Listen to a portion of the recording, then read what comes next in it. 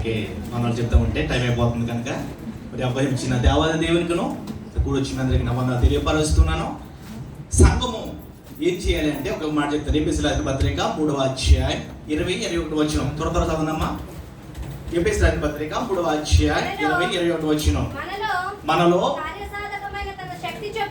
కార్యసాధకమైన మన శక్తి చెప్పిన మనము అడుగు వాటన్నిటికంటేను ఊహించు వాటన్నిటికంటేను అత్యధికమ చేయాలి దేవునికి క్రీస్తు యేసు మూలంగా సంఘములో తరతరములు సదాకాలము దేవునికి కలగాలండి, మహిమ కలగాలి. సంఘము అంటే సంఘము ఉన్న మన అందరం కూడా ఎప్పుడు కూడా దేవుని మహిమపరచాలి. ఇక్కడ ప్రార్థిస్తున్న సేవకున్నో వచ్చిన జనాంగానో కాదు, మనకు కావాల్సింది ఏంటంటే దేవుని మహిమపరచాలి.